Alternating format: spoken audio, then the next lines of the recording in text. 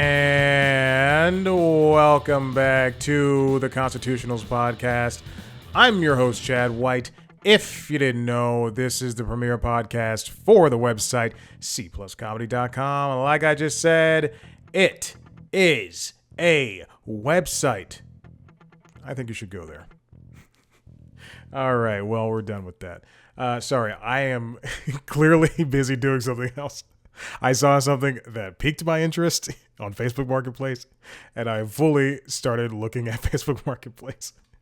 Let's get on with it. What's been going on? Nothing much. I just started this, did this late. Had an interview with a television personality. So we will see when that comes out, because I do not know. Maybe it's this week. Maybe it's next week. I think it's this week. I also have another one that come out this week. Ugh. I'm just so busy. I just pulled out like 7 of my eyelashes. Oh, I haven't seen a movie in theaters in so long. In fact, let me go to Atom Tickets and see what's coming out. I know Gladiator 2.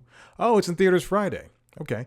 And there's also Red 1, which I will see. And then there's Wicked and Moana 2. There's 4 movies coming out so soon. And Sonic the Hedgehog comes out in December. I'll wait. I'm excited for that. The Sonic the Hedgehog movies are so fun, and they're so good. What's in movies? What's in theaters right now? Maybe I'll go see Red 1 tomorrow. So I have something to talk about. Wait, is this movie theater added to Landmark? I gotta stop looking at Landmark. Is it added to this? Oh, I think they added a movie theater near me to Atom Tickets. Oh, I'm definitely going to see the best Christmas pageant ever.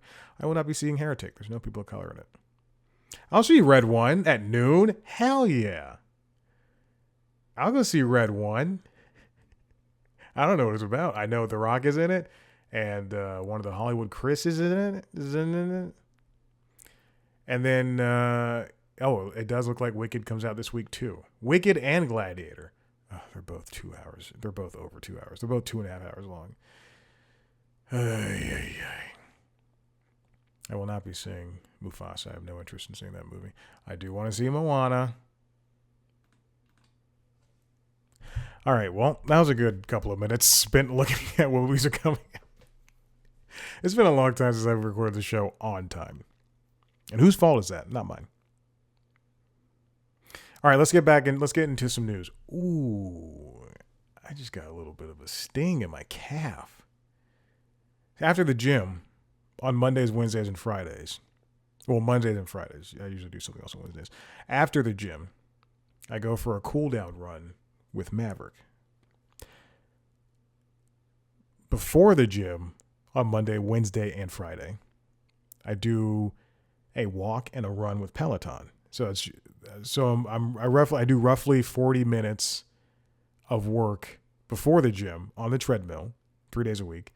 And then after the gym, 3 days a week, 2 or 3 days a week, we do another cool down run. That run has ballooned. It's supposed to be a cool down run. It's supposed to be a mile and a half.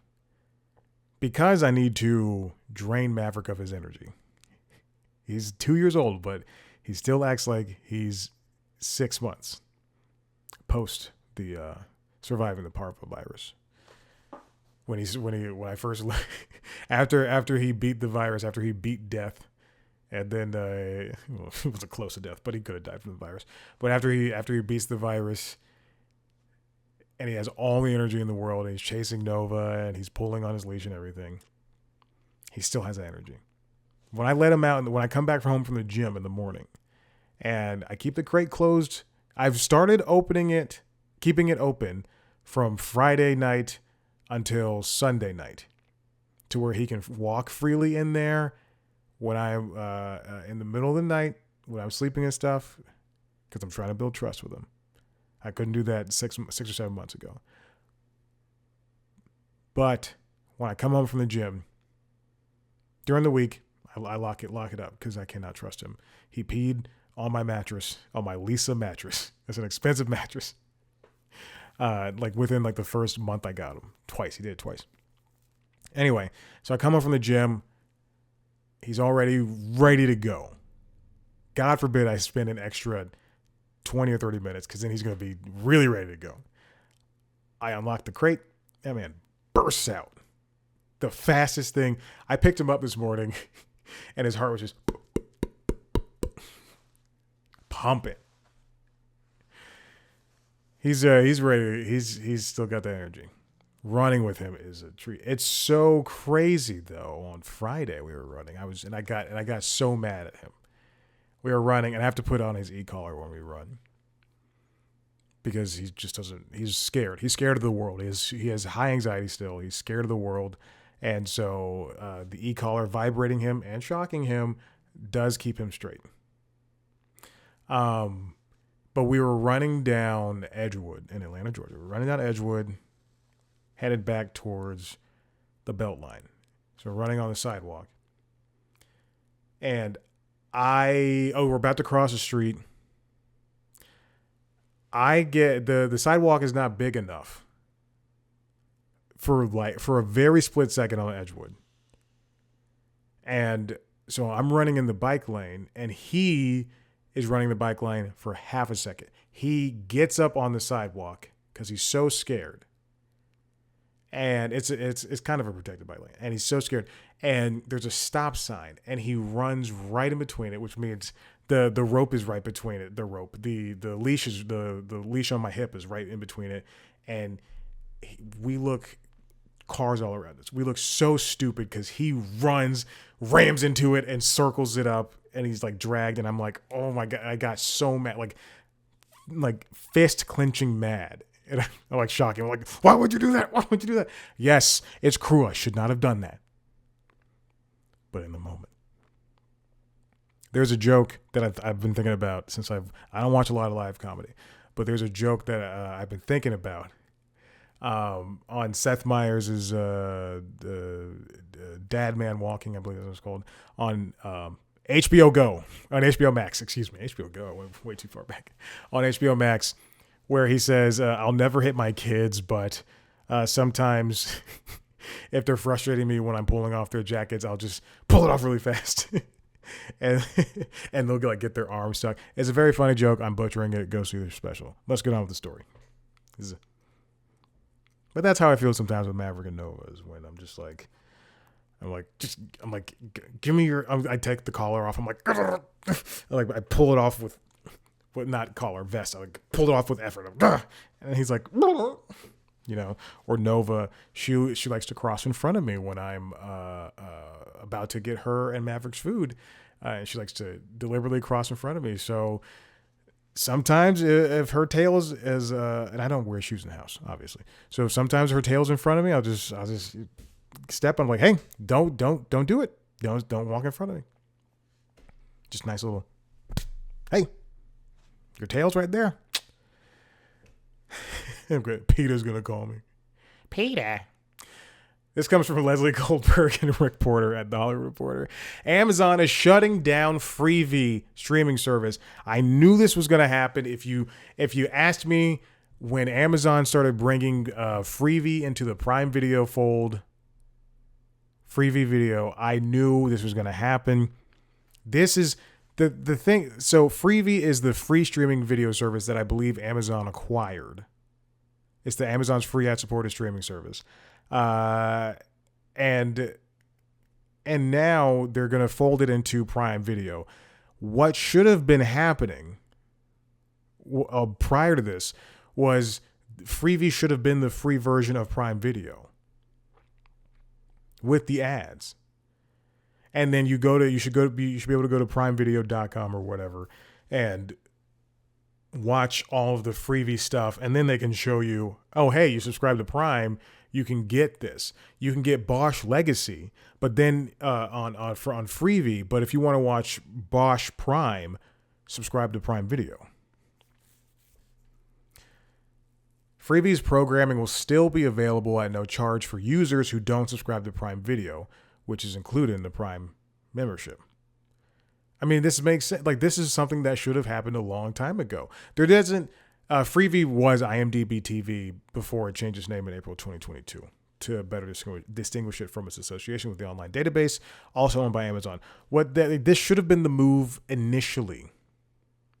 Prime Video launched an ad tier about 10 months ago, which is the paid version of Prime Video, and then you have to pay another $3 to go ad free.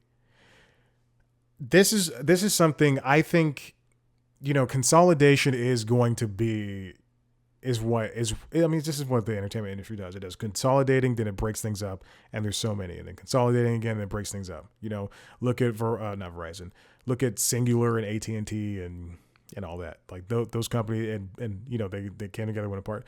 Paramount, which was Viacom, CBS, Paramount, they come together and they break apart. Things like that. I think there's such a proliferation of ad-free out there. Excuse me, not ad-free, ad-supported fast channels, free ad-supported television out there right now, that in order to distinguish yourself, it kind of feels like you have to have a gimmick or something. In fact, I saw a Tubi commercial yesterday. Pluto's been around for a long time. Hulu used to be a free ad-supported thing, and now it's a paid thing. One of the most expensive paid things, $27 for the Disney bundle. It's insane. I saw that charge on my credit card. I was like, Jesus. Don't tell HBO Max. Don't tell Warner, but I'm still being charged a significantly lower price than what is supposed to be. That happened with Paramount Plus. When before it was Paramount Plus, CBS All Access, I signed up for the free trial and they never charged me. I just had CBS All Access for years. I felt so special. And then when it went to Paramount Plus, it started charging me, and I was so mad. And yes, I'm a guy who works in television. But it makes sense, if this I always considered Freevee as part of one of the tiers, especially when it joined the Prime Video ranks. It makes sense. Pluto TV, for all intents and purposes, I think should be accessible via Paramount Plus. However, I do think that the channel lineup is way too bulbous at this point in order to be included on the streaming the live TV streaming aspect of Paramount Plus, which already has a comedy, action, drama, news, Showtime segment, and it has an 80s TV, 90s TV, things like that. But I feel like this is a great step for Prime Video, because it's already a confusing platform. Like, truth be told, I go to Prime Video on the LG on the TV over there, and I'm only looking for things that I want to watch that are available to me. And then sometimes you can add a subscription. If I add Stars, or if I add Showtime or Paramount Plus, or if I add Max, then that suddenly becomes bigger, and it's still showing me things I can't watch unless you pay for, or whatever. I just hate that. Anyway, this is a good idea. The launch of Prime Video's ad product, along with Freevee programs being readily available on Prime, may have made Freevee redundant. Okay, let's move on to the next story. Craig Melvin is going to be taking over for Hoda Kotb. This comes from the New York Times, written by John Coblin. Craig Melvin, who has been with NBC News for a very long time, is going to be succeeding Hoda Kotb when she leaves next year. The new role will begin January 13th. And he'll be teaming up with Savannah Guthrie. This is a great decision. Instead of going outside of the family, you have to keep it within the group. There are rumors that Savannah would. I don't believe these rumors are true, but there are rumors that Savannah would have left when Hoda left, and she would have, because she would have been without her partner in crime. But to have somebody who's working alongside her, that's just the smartest idea. Kotb is going to remain a contributor on the show. I did not know that. Interesting. Craig is 45 years old. They say this is the steadiest route possible. He's been a part of Today since 2018, and he often joins Savannah and Hoda at the desk. He's the co-host of the 9 a.m. hour, and he used to be the anchor of the weekend edition. This is a great step up for him. I like Craig. He wears an earring. It doesn't bother me. I'm just kidding. No, this is a very smart job for them, and they announced it on the show, so everybody knows this is happening. NBC also said the fourth hour of Today at 10 a.m. would continue to be helmed by Jenna Bush Hager, even when Hoda leaves. She's going to have a series of rotating hosts until a permanent successor is announced. I'll join. I'll do it. I'm not doing anything. They'll have to pay for my home. They have to fly me to New York and pay for everything. This next story comes from The Hollywood Reporter, written by Alex Weprin. LeBron James' Spring Hill, Ben Winston's Fullwell 73 in talks to merge, and they did. It all came into fruition. In fact, I should probably go to the mail, my email account, and get all the... Oh, junket footage just came in. That's cool. Can't wait to hold on to that for exactly a month. Exactly a month is when this junket footage is going to come out. That's crazy. Okay. Yes. Added information.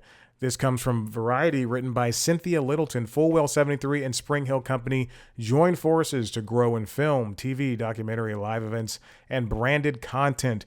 The new company is going to be run by Maverick Carter, who was in charge of LeBron James's Spring Hill, and Fullwell 73's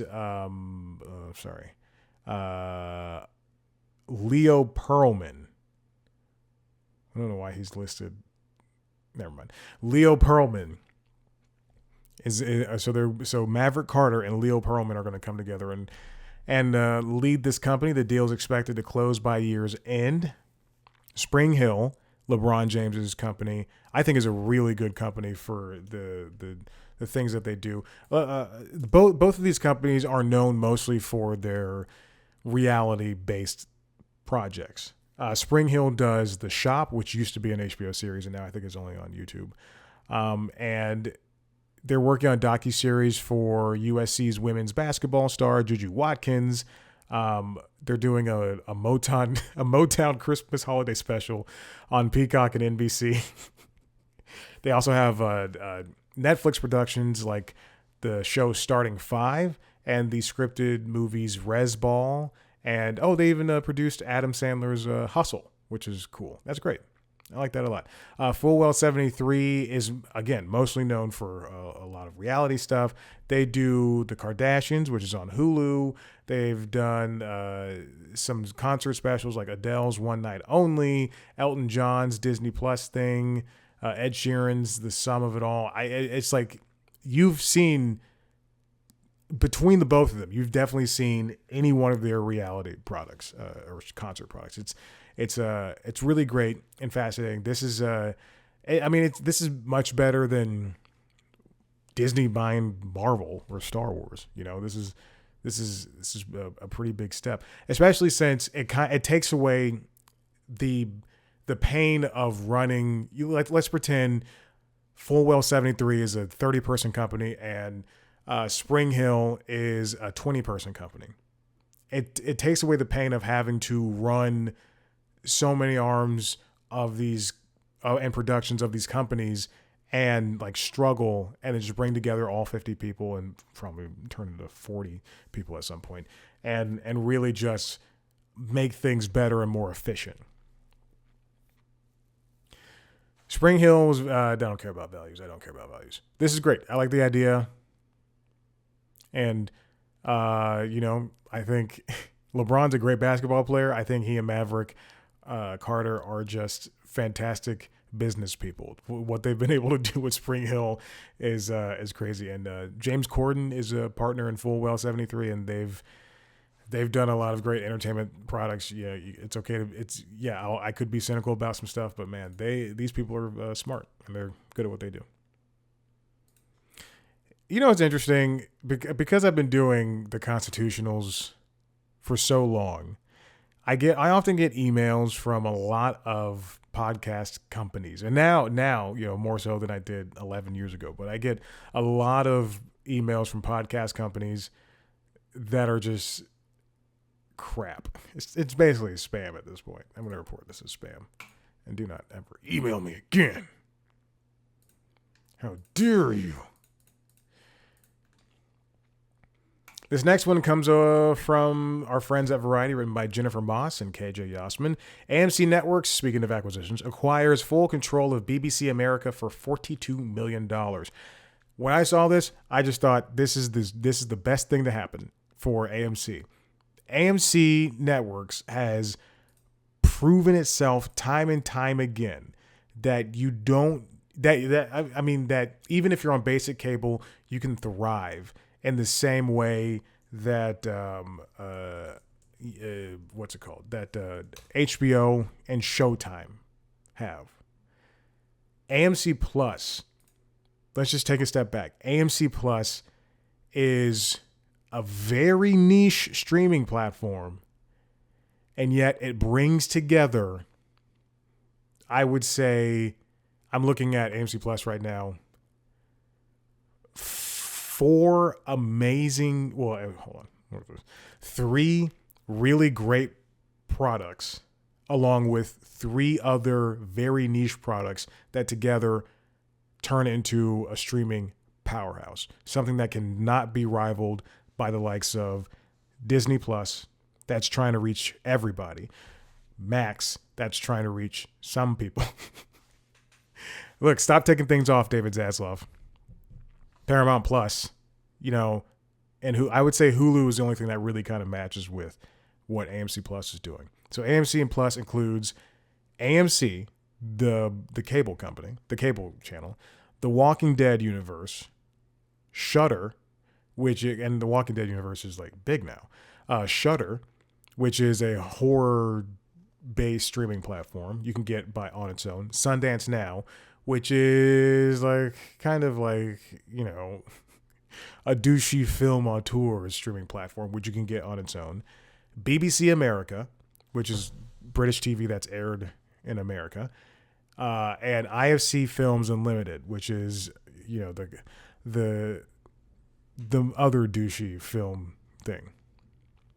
But the fact that it takes AMC Networks plus Shudder and Sundance and brings them into one streaming platform is amazing. And the fact that you can get it on Prime Video as a channel. You can get it on Prime Video, on Hulu, on YouTube TV, on whatever.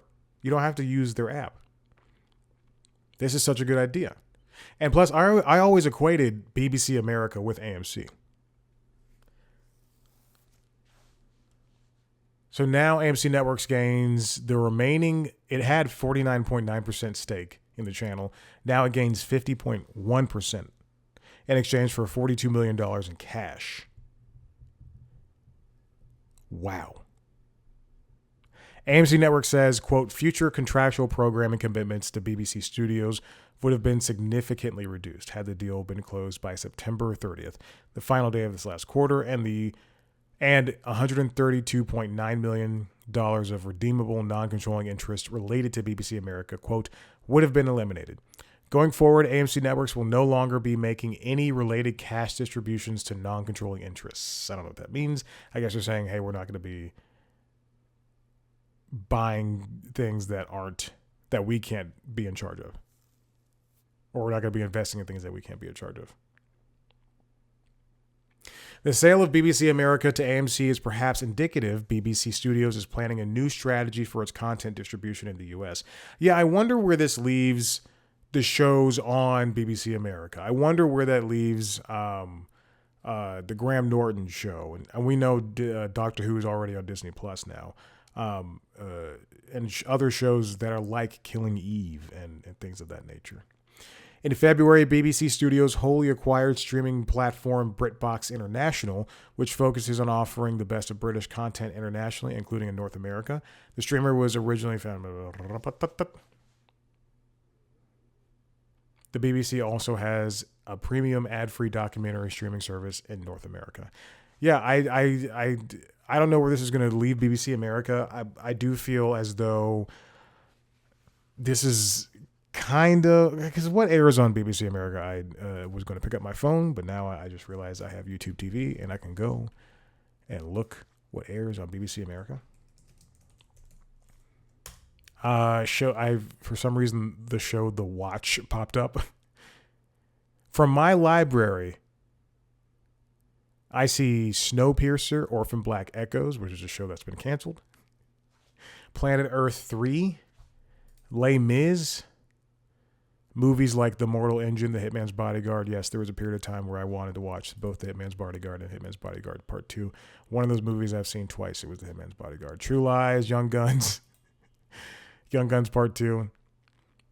I mean, not much. So I wonder what they're going to do with the BBC America besides re-air 7 Worlds, 1 Planet. Or Last Chance Lawyer. What is Death in Paradise? Well, it'll be airing on Friday at 8:45 p.m. on WABE. And finally, The Onion buys Infowars. This comes from the New York Times, written by Benjamin Mullen and Elizabeth Williamson. If you remember Infowars, it's Alex Jones, that conspiracy theorist who once spoke about the mass shooting at Sandy Hook Elementary School, who lost his defamation case in 2022 for $1.4 billion. He and his company, Free Speech Systems, I'm smiling because he deserved it. And now he had to, in order to help pay down that debt, had to sell Infowars. The website that was about conspiracy theories is now a joke website about conspiracy theories. I wonder when they're going to relaunch it.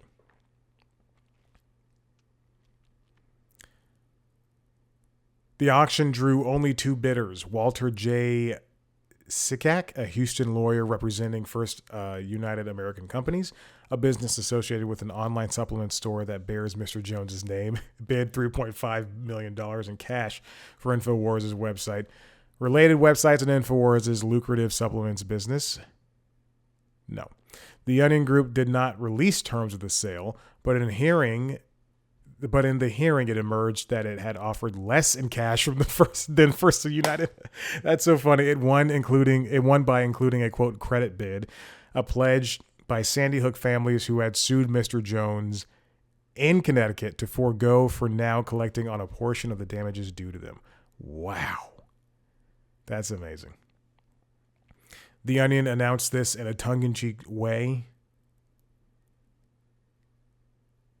Their CEO, Bryce P.